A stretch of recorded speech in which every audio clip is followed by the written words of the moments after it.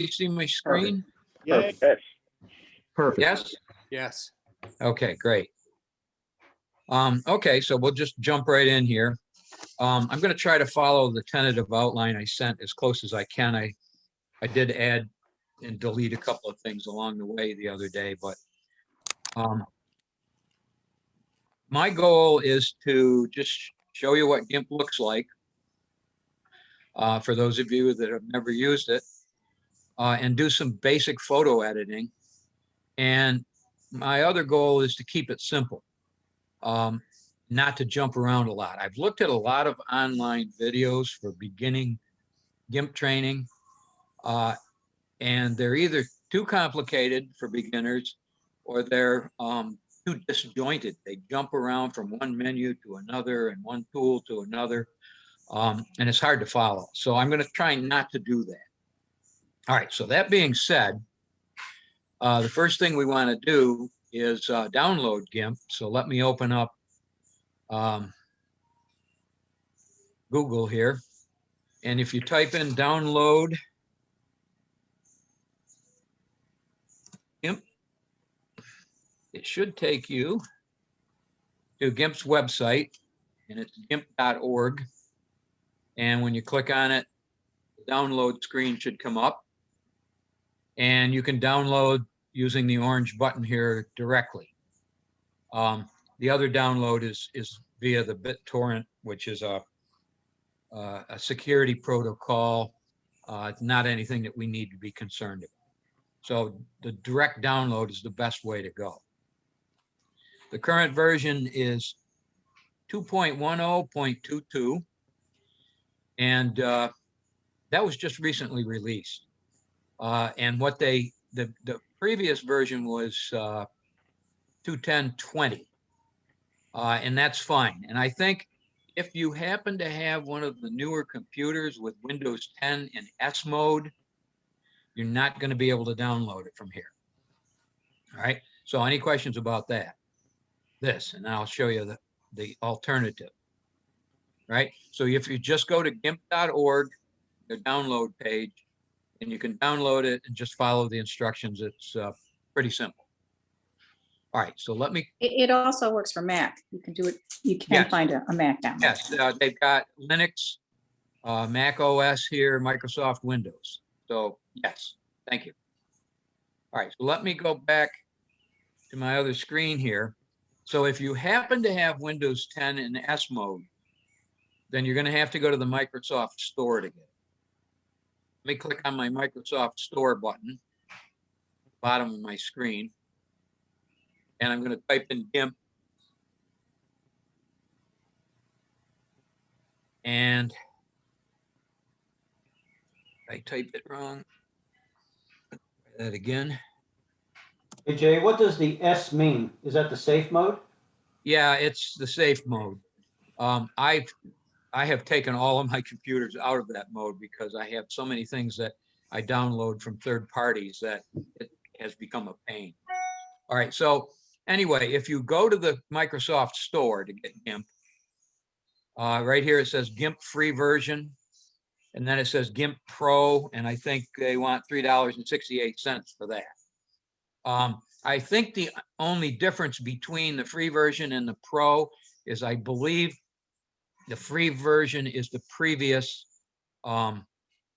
build, which would be the 1020, and the one you paid $3.68 for is the 1022. Free version is fine. You don't need to spend the money on it, especially if you're just starting out and you want to learn and see if you like it. All right, so those are the two places that you need to go to get it. Go directly to GIMP's website, or if you have Windows 10 in S mode, then you'll have to go to the.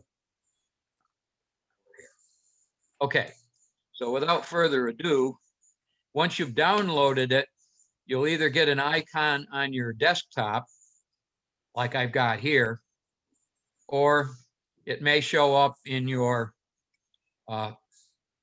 listing of all programs. Here it is over here. Yeah. And if it doesn't show up on your desktop, and you go to the standard program menu over here, you can always pull it out and place it on your desktop. All right, so let's open it up. Hey Jay, wouldn't it be in the downloads folder? That isn't that only for programs that are installed? That you Yes, just- that's for programs that are installed. When you download it, you're going to have to run the executable file. right. But that So- should all be transparent, because when you download, it should step you through everything. Okay, but my point was that the other place to look is in the downloads folder, is it not? Yes, that's correct. Okay. And if anybody does have trouble downloading it, email me, and I can make arrangements to get on with you for a few minutes and get it. All right, so here's what the GIMP screen looks like, and I'm going to have to move. Got to try to move my. I just have to move everybody out of the way so I can see what I'm doing. Okay, so over here on the left-hand side, when you open up GIMP, there's a toolbar with a few tools. We're going to look at 3 of the tools today. We're going to look at the crop tool. We're going to look at the clone tool, and we're going to look at the rotate tool. All right. And then over here on the right-hand side is another panel that has some things that we'll get into very briefly in a few minutes. Okay, so first thing you're going to want to do, of course, is open up a photo to work on, or an image. And just like Microsoft Word or any of the other programs that we're used to using, if you click on your file menu, you can open. So let me do that. And I'm going to go into my computer here. I have a folder on my computer called Pictures and GIMP. And let's see, I'm going to select this image to open. So you would do this the same as you do with any of your programs. Let me open this image. Here's an image I took at the pond over in Farrington. Now let's talk about saving, because that's on the same menu here. So when you're all done editing and you're ready to save your photo, or even at this point, you've opened up a photo from your camera's SD card, you may want to resave it in another folder somewhere. So under the file menu, we have our standard save and save as options that you would normally see, like I say, with Microsoft Word or something like that. And then we have an export. Export is the one we're going to use because that allows us to export this file as a JPEG. If we use save as, I'm going to click on that.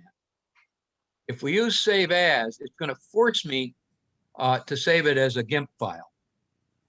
And I don't want to do that unless maybe I'm in the middle of editing and I'm going to go back to it later on. But I can still do that if I save it as a JPG. So you really should always be using export to save your files. All right, so I'm going to export this file. I'm going to put it back in the, no, I'm going to put it in a different folder here. I'm going to put it in a folder called GIMP Training. And I'm going to export it. Now, here's the original file name as it came off my SD card. And I'm going to rename it. We'll call it Photo 1.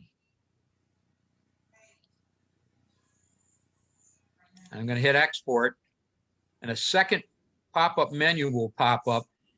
Just go with all the defaults, ignore everything, and say export. And that will be exported now into my folder as a JPG file. Matter of fact, if I go back there and look, pictures, where was it? GIMP Training. There it is, Photo 1, JPG. All right. So I've opened a file and I've exported a file. Right. So don't use the save as. And I think that that was something Graham had mentioned a while back with some of the photo editing software that he uses. It's export as opposed to save as. All right, so I'm ready to start working on my my photo, I want to make it a little bigger on my screen. So down here in the left corner, it says 12.5% down here. Hopefully everybody can see that. I'm going to make it 16% and see what I get. AJ, Yes. so you're now currently working on your GIMP file, not the one that you exported to another folder. Which image are you working on? I'm You still exported working or on the live GIMP? I'm working on the original image that came off Gotcha. my SD card, Okay, all but right, I've renamed it and saved a copy of it is what I did. gotcha. I'm with you. So down here in the, there's also a little menu where you can pick, you know, if I want 25%, I can zoom in. I picked 16 because it fits the screen for me very well. Later on, when you're looking at minute detail in a photo, you can zoom in and locate a particular spot. All right, so one of the things I see here is, first of all, it looks like it's a little overexposed, a little brighter than I want it. And we'll get to that. But, you know, I was really trying to get a photo of the foliage and the reflection here. I don't really want those houses in the background. The first thing I'm going to do is crop those out. And generally, when I'm working on a photo, that's one of the first things I do is crop it to look the way I want it to look. So up here in the tool menu, I'm going to pick the crop tool. And I'm just going to go in here and I'm going to try to eyeball this and drag a box so that I get most of the photo. But I'm going to eliminate those houses on the left, and I'm going to eliminate some of the reflection. I'm going to try to keep the reflection that contains the color. Right? Again, all of this is obviously a matter of personal preference when you're doing these things. All right, if I'm happy with that crop, then I just hit the Enter key on my keyboard. And now I've cropped that photo. Let me recenter it a little bit. And I'm also going to increase my magnification maybe up to 18 now, just so I can see it a little bit better. All right, now, one of the nice things that I really like about GIMP is over here on the left, I'm starting to build a history. Here's my original image called the base image. Here's my first operation. And so I'll get a running list of the history of things I do to the photo, and I can go back and forth and look at the changes I've made. So we'll see that as we go along. All right, now, one of the things that I generally do first is try to get my, you know, in this case, it's overexposed. So I'm going to try to make adjustments on that. And then I'll maybe work on the color a little bit, not that there's a lot of color in here. So we're going to be working with a color menu, almost exclusive. Pretty much everything we need to do to perform basic operations on a photo is right here on this menu. The first thing I'm going to do, and again, there's no particular order to any of these. I just happen to have an order that I'm used to going in terms of what I do first and what I do second. But no real rule there. I'm going to go to the auto function here. I'm going to see if I can do a white balance correction and see if that helps me. All right. Now, I think you saw that. I hope you did. But if you didn't, let me go back one step. Here's before. Here's after. Now, if you look in the upper right-hand corner of the screen, you're going to see a histogram. All right. And we talked about that before. We had one short session on that. We're not going to do anything with histograms today. We can leave that for another time. But it's up there. If I look at my previous step, there's what the histogram looks like. And here's after I did the white balance. So hopefully you can see on your screen that it did have a bit of an effect. It helped a little bit, I think. All right, let's go back to the color menu. I tend to usually go to shadows and highlights next. Let's select that. Here's my shadows slider. And I'm going to go to both extremes. So let me go way to the left. All right, now you can see that the shadows underneath the overhang there by the water have really darkened up. And if I go all the way to the right, you can see that it really brings out what's in those shadows, so to speak. And so, again, what you're going to have to do is kind of go through here and eyeball it. And everybody's going to have a different effect. I'm going to pull it up to the right and try to bring out some of the highlights under here. Right. No particular reason other than I like it that way. I don't like it as dark in that area. All right, now let's adjust the highlights. So we'll go way over on the highlights, and then we'll go way to the left. Now you can see that that's affecting the whole photograph. If I go way to the right, it seems to be kind of light colored and washed out, especially in the tree branches and up near the sky. If I go way back, you can see that the tree branches really start to be more visible, especially up in this area. And again, you need to play with it. You need to go back and forth.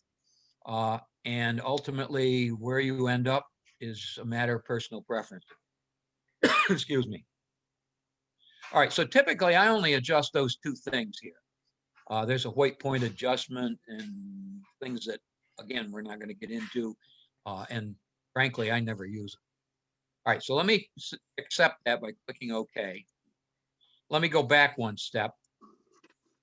And there's before, and there's after. So again, they're not huge changes, but they're subtle changes that help enhance the photograph. All right, so we did shadows and highlights. Let's go back to the colors menu again. And let's do brightness and contrast next.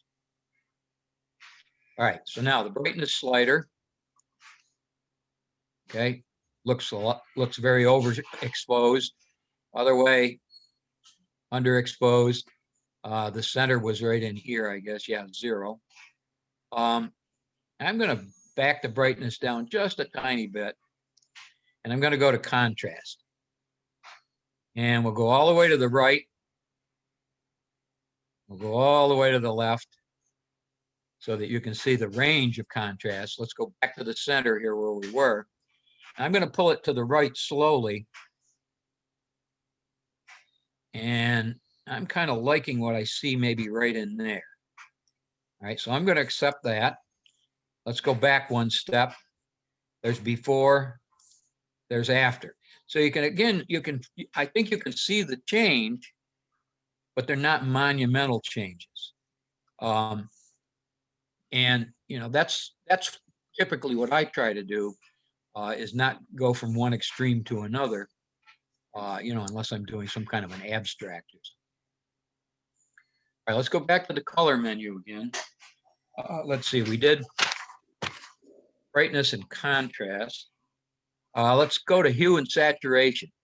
Now, this particular adjustment in GIMP is a lot better than what I have in my version of Photoshop. So even though I use Photoshop much more than I use GIMP, once I'm done with my Photoshop photo, I'll save it and bring it into GIMP and see if maybe there's some other minor adjustments I need to make or can make that I couldn't in Photoshop. Now, the nice thing I like about it here, my version of Photoshop adjusts the hue, lightness, and saturation of the entire photograph. GIMP allows you to select colors. So I'm going to select the reds, and I'm going to go, let me bring this back out. I'm going to go to my saturation control, and I'm going to start saturating those reds. So if I go all the way to the right here, you can see what it's done. If I go all the way to the left, it desaturates all of those. All right, so here's our center adjustment. I'm going to pull it to the right to bring those reds out a little bit more. That might be too much. I think people have mentioned in some of our photo sessions that some of my photos tend to look a little oversaturated. I guess that's a bad habit of mine. Let's go to yellows and see what we can do. Okay, so that begins to bring out some of those greenish yellow colors in the bushes here in the forefront. Don't know that I want to do too much. I'm going to bring it up just a little, and I'm going to try the greens. I don't know whether that's going to have much of an effect because there really isn't too much green in here other than maybe down here in this left-hand side. Let's try the saturation on the green. Not much of a difference, right? So I'm going to leave that one alone. And I'll click OK. And now we'll go back one step. Then we'll come forward. And I think you can see the difference there. Again, most of these changes from one spot to another are fairly subtle. Let's see. All right, let's look at, again, same menu, color menu. Let's look at exposure. Now, a lot of these controls are kind of redundant almost because brightness and exposure sort of do the same things visually for us. So here, let me bring my exposure level up. All right, so that's obviously overexposed. I go back down, I'm underexposed. This is where we started out. I think I'm going to leave it alone. I think I'm just going to cancel out of that. But the important thing is that you try all these controls and see how they affect your image. And if you don't like what you see, then you don't use it. Color balance. Color balance allows you to control the three major colors. I don't use this one a lot. I think you can see why. Let's go the other way on this one. Again, I'm going to the extremes. Here's the magenta. All right, and then cyan. Again, I don't see that any of those are going to really help my image visually, at least as far as what I'm seeing. So I'm going to cancel that. Let's go back to the color menu again. And let's look at desaturate. Now, this particular photograph is probably not one that I would want to convert to black and white. But here's the way you do it. Go to your desaturate menu and desaturate. And you've now got a black and white photograph. Cancel out of that. All right, so I think for the most part, I've done all of the adjustments that I want to do here. I think I'm going to go back to my hue and saturation for a moment and see if I can do anything with the blues, either the blue in the water or the sky. So let's see if we can change the saturation. Yeah, it didn't seem to do much. This time, let's try the hue. See if it is able to change the hue of those colors. Not really. All right, and that's because it's barely discernible as blue. You know, it's almost a white. So we'll cancel out of that.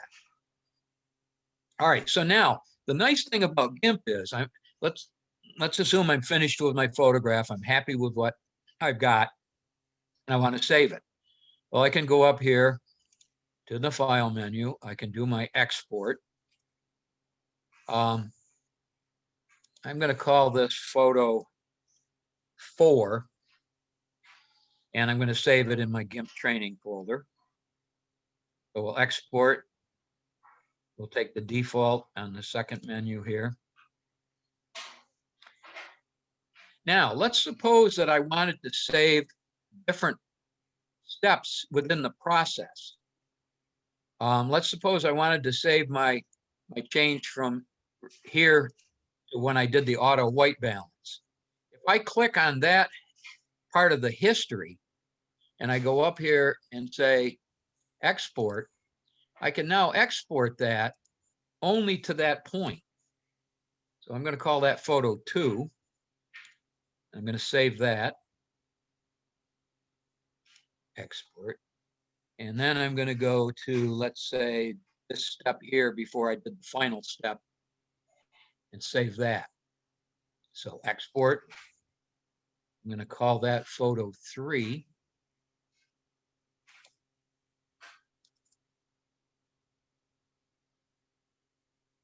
And we'll export that.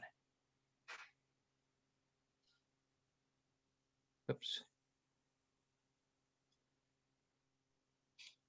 What did I do? Change it to 3. Mhm. What? Says 2. Oh, Yeah. all right. Yep. Thanks. All right, so we'll export that.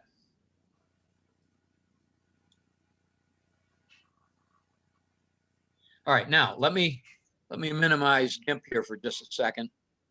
And let me go to my folders. And what do we want? We want pictures, GIMP training. All right. So now I've got those 4 different photos in that folder, and I can step through in my photo viewer where I can see a larger size picture. And I can see all of the various iterations of what I did as I went through. So there's the end result. There's photo 3. And so it gives me another look at what I've done in the process so that I can choose the one that I'm happiest with. Now let me go back here to GIMP again. I want to do one more thing to this photo before we move to another one. So the one thing I didn't do here, and you might want to try, doesn't necessarily have to be done at the end. It might be done right at the beginning of your processing, is to sharpen the image. So far, we've only worked with the color menu, and pretty much everything we need to do basic photo processing is here. If I go to the filters menu and I go to enhance, I'll find something called sharpen. All right. So that's the only other thing that we're going to look at as far as menus is concerned today is the filter menu and then the enhance sharpen. And typically in Photoshop or GIMP or whatever I'm working in, I always go with what's called the radius and its default position. So they're saying leave it set at 3. I'm not going to touch it. I'm just going to change the amount of sharpness by pulling my slider. All right. Let me accept that. And now let's go back and look at the difference between the previous photo and this photo. Now, the thing you need to be careful of here, and I would have to blow this up a little bit more to take a good look. I may have over sharpened this. Let's blow it up. All right, so here's previously. Here's the sharpened image. It does look like it's over sharpened. But even a little bit of sharpening makes a big difference.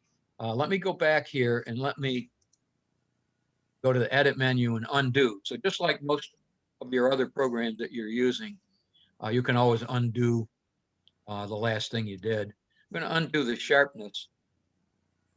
And then I'm going to go back in to my filters, enhance, sharpen. I'm going to try it one more time, but this time I won't pull it quite so far to the right. So we'll sharpen it up just a little bit. All right, there's the previous. Now for this particular landscape photo,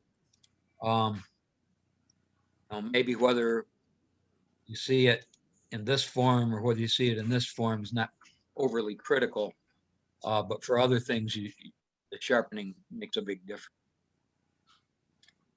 All right, let me go back here and we'll open another photo.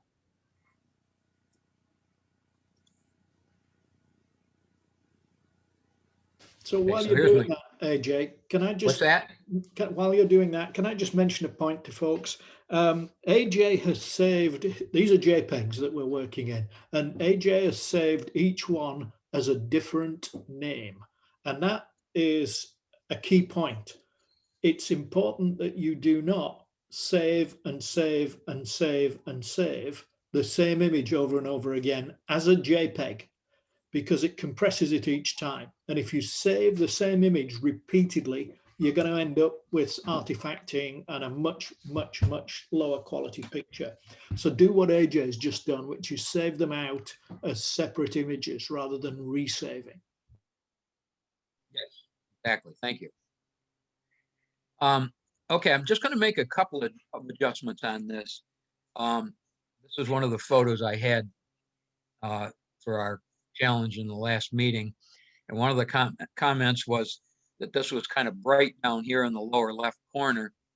And this might be a little bit bright up here, distracting from, you know, having your eye distract from the main image in the photo. The first thing I'm going to do here is I'm going to go to my filters menu. And I'm going to see if I can sharpen this a little bit. So I'm going to enhance, sharpen. I'm going to grab the amount of sharpening and pull it to the right some. I'm going to accept that. And now let's look at the first image, second image. You can really see it if you look, let's go back to the first. If you look at the grass up here in the upper left-hand corner, and then I click on the sharpened version, makes quite a big difference.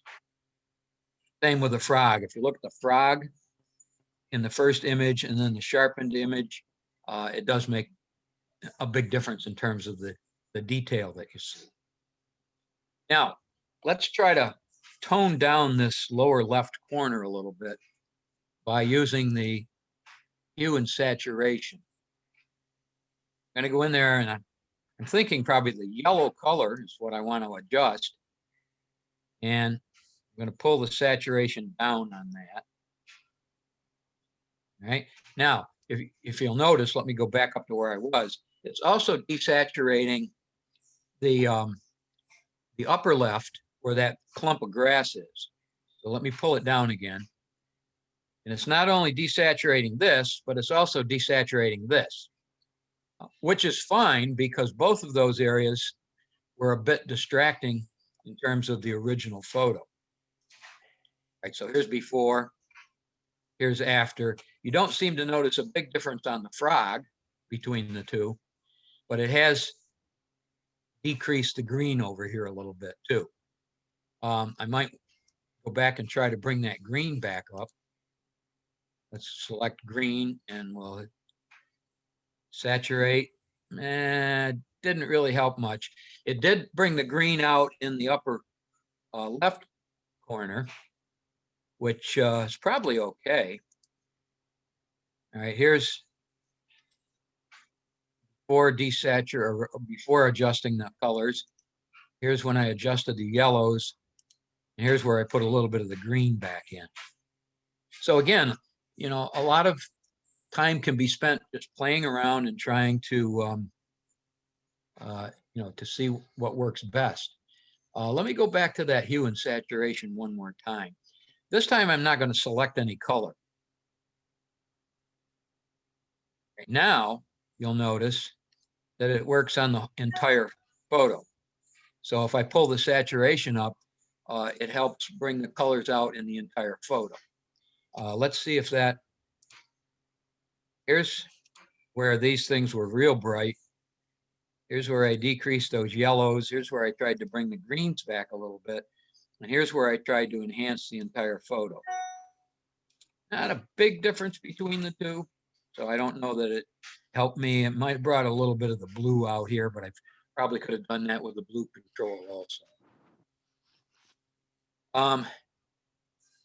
Okay, let's see. One other thing that I want to go over. Then we can, let's see. Bear with me until I find the right photo here. Okay, so here's a picture of an old building. It's not quite straight with the horizon. And I think that came up the other day in a couple of the photos that we were looking at. I think it comes up pretty much every session that we have where someone has a photo that needs to be straightened a little bit. And so we'll do that with the rotate tool. So over here, and so far we've only looked at the crop tool here. So we're going to look at the rotate tool. And if I go over here and just click on the photo, I can turn it. Now, in this case, if you look at the right-hand side of the building, that back corner, that's what I'm going to use to try to line it up or vertically. So if I move it a little bit, that looks like it might be straighter, maybe in that position. Again, I'm kind of eyeballing it. So I'm going to say rotate it. Now, you'll also notice, let me zoom in here, that when you do that,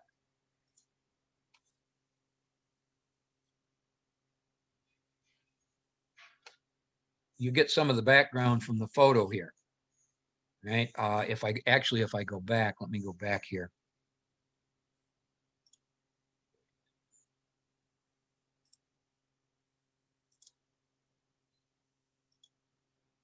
You'll also notice that if I go back here, let's rotate it again. I'll go to the extreme. You see what happens. And so what you have to do is you have to recrop your photo once you've done the rotate to get rid of those problems around the edges. So you will actually indeed lose a little bit of your photo.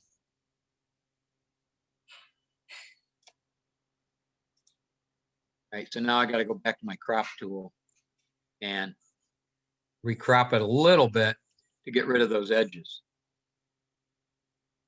All right, now here, this could probably use a little sharpening as long as we're here.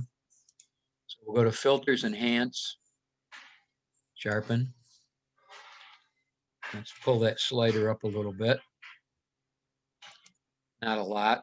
Here's before, after. If you look at the numbers, you can see that it has made a big difference.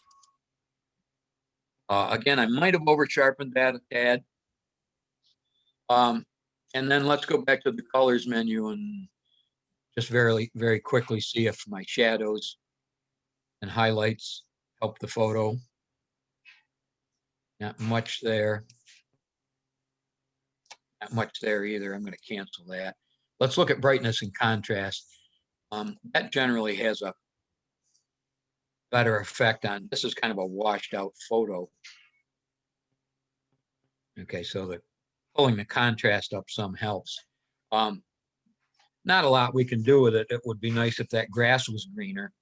That can be easily changed, but that's something for another session. Okay, let me look at my list. I think I've touched on all the things that I thought were important for basic photo editing.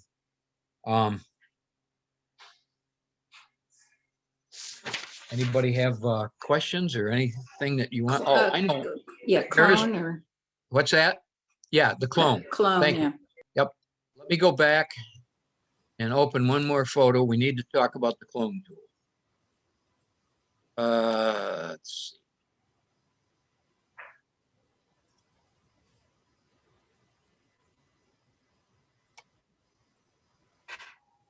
Now, you'll also notice up here at the top of the screen, I still have all of these photos that I've been working on open.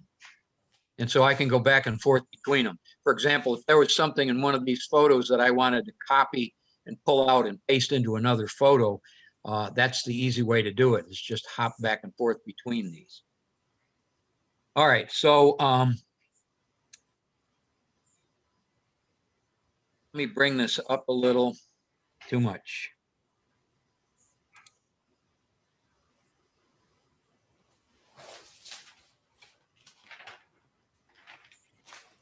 All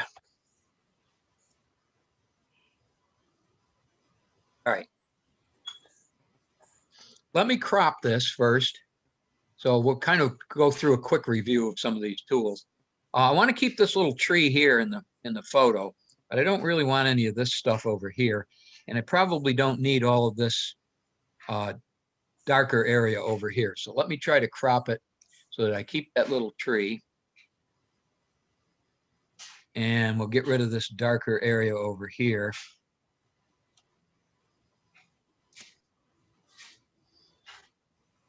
And then very quickly, I'm just going to run through my shadows and highlights.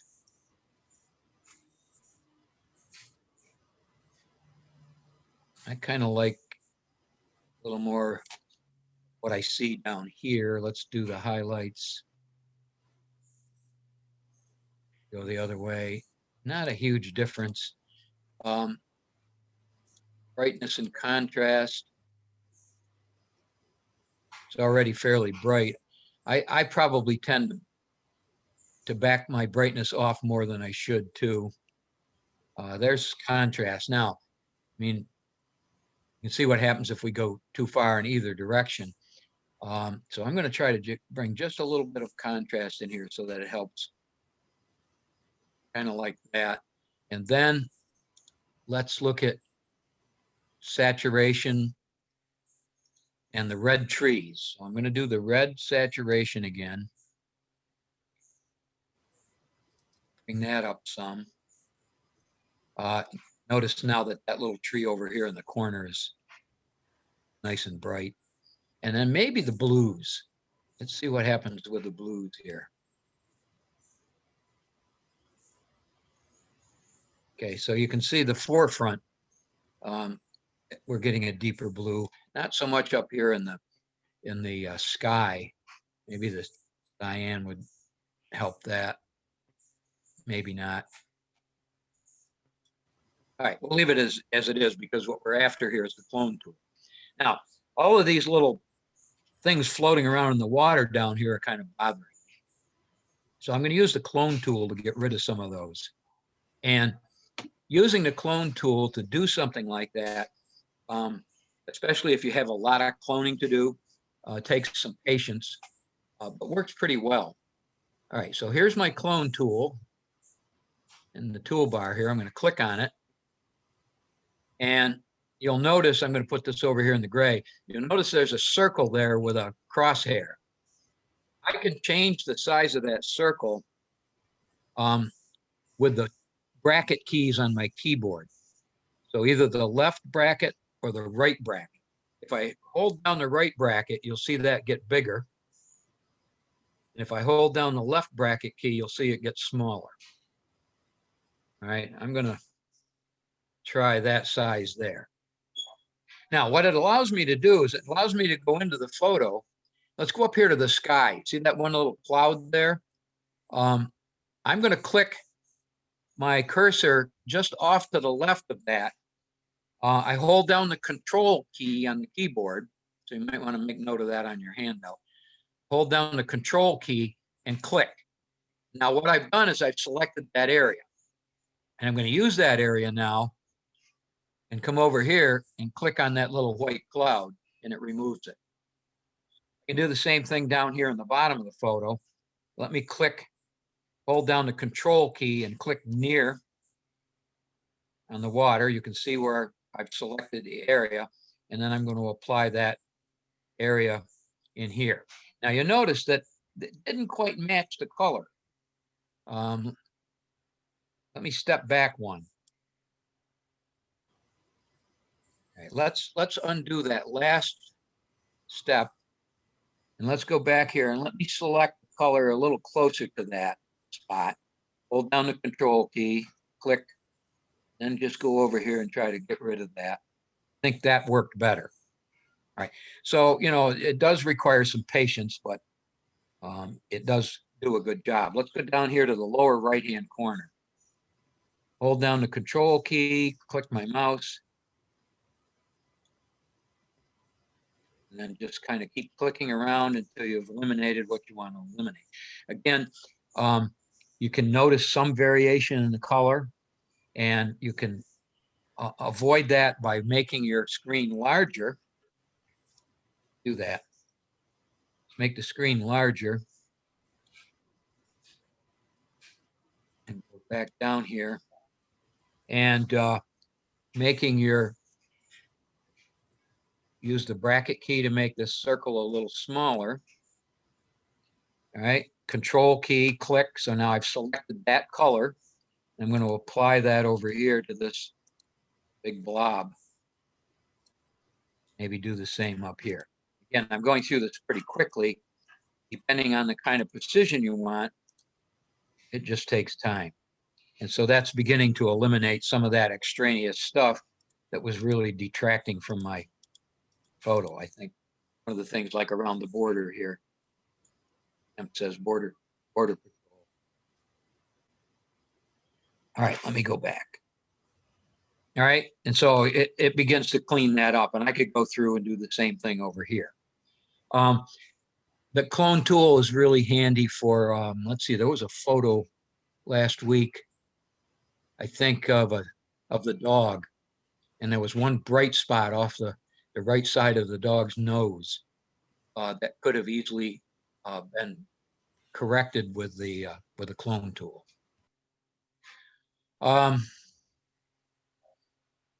Here's the history.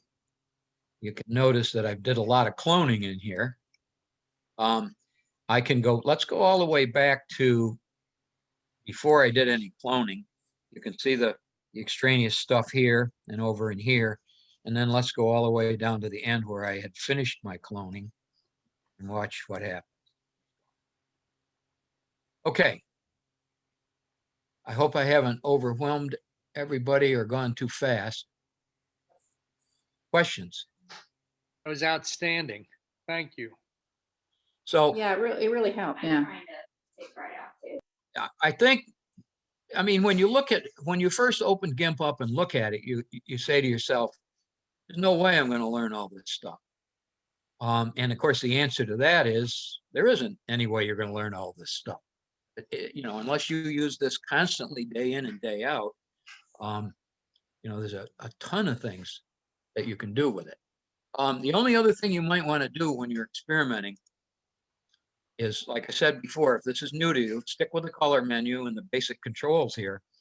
There are levels, okay, and curves. And the only reason I want to show those to you is because we've talked briefly about those in some of our sessions. Here's where they are. Here's how you access them. Maybe sometime after we have a session on levels or curves, you can come back here and do more with it. Most of these things here we've already hit. I used one thing from the auto here and one from the desaturate. That's pretty much it for the basic. What is the levels? Let me go back there. Color, levels.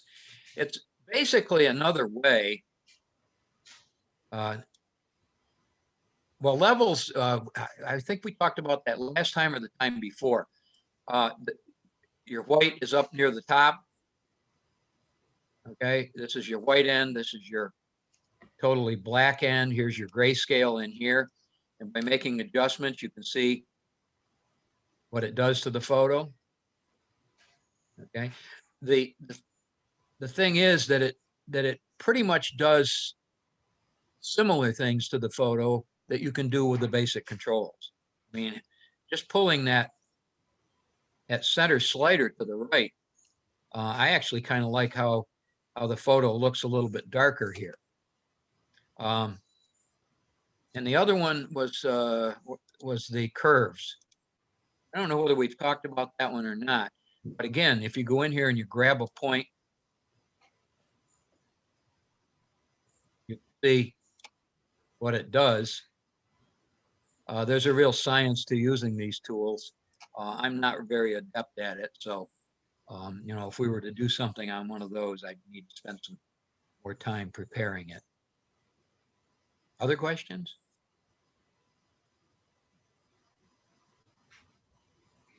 No? Okay. All right, well, I hope it's Hey, been hey, helpful. AJ, what's under the layers section next to colors? Okay, layers. You can create new layers, delete layers. A couple of the photo, I think you had asked me on a couple of photos that I did if they were composites. Uh-huh. So you can create a new layer to make composite photos. I don't use layers an awful lot unless I'm maybe creating some kind of a composite like I did with what was the one that the yoga person in front of the fountain? Yoga. Mhm. That would be a fun thing to add to our list of things we want to learn is layers. Yeah, yeah. And you know, like I said before, a lot of the beginning, now that you have an introduction to this and you kind of know where some of the things are, you can go on to YouTube and you can watch the various videos that are there and, learn a lot more on your own. The problem I found was that they just jumped around too much. They would get on the color menu and do a couple things, and they would jump to the layers menu and they'd jump to the tools and the filters. And it was extremely hard to follow. So I wanted to try to keep it fairly simple and do the basics and get you comfortable with the workspace, and then we can go from there. This All right. is great. This is great. Actually, Tom talked me into getting Affinity, and it's interesting because some of this stuff is similar. Oh, And yeah, so sure. it's really good to see this, and then I can go back to that and understand more about what's going on. Great. Yeah, thanks a whole bunch. Very helpful. Hey, Thank you. AJ, Mark here. All right. Yeah. AJ, Yes. in Photoshop Elements, there is a tool called file processing, and you can go into that tool and it will automatically do like 5 different things. It'll sharpen, it'll do like 5 different things to the whole file. And then you can go into each image and then fine tune it however that you want to. But it'll do the first thing you did was auto sharpen. Okay. Yeah. That's one of the things it does. Does GIMP have that tool by chance? I'm just curious. No. Okay. And I know what you mean. I have Elements also. I also have an older version of Photoshop. Let me just open that real quick. Okay.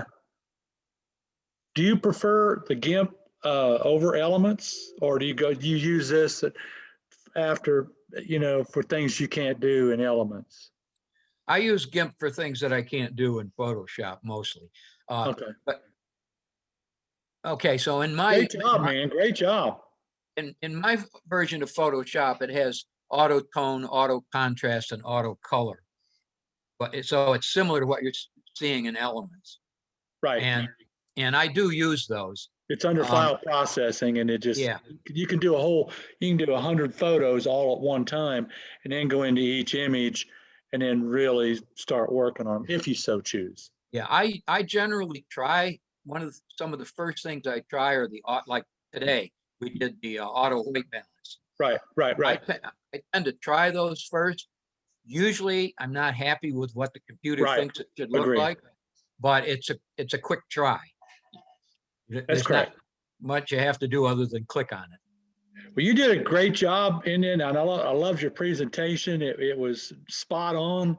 Guided us right to it. It was really, really good. Thank you. Well, Hey, AJ, AJ, I have a kind of a maybe a philosophical question. When you're going to edit a photograph, do you look at the photograph and say, I want to do this? Or do you look at the photograph and say, I wonder what would happen if I did this? that's a good question. And I think when I first started doing editing years ago, I looked at it and said, I'm going to try this. Now that I've been doing it for a while, I look at a photo and I say, I think I need to enhance this color, or I think I need to get rid of this stuff on the right side of the photo. Only because I've been doing it long enough that I kind of have a picture of what it might look like if I did that. But, you know, then when I do it, I sometimes go back and say, nah, that didn't work the way I wanted it to. So it's a lot of trial and error. And I think that's been mentioned many times in our sessions. Mhm. Okay, thanks. This is great. Yep. Thank you. Quite welcome.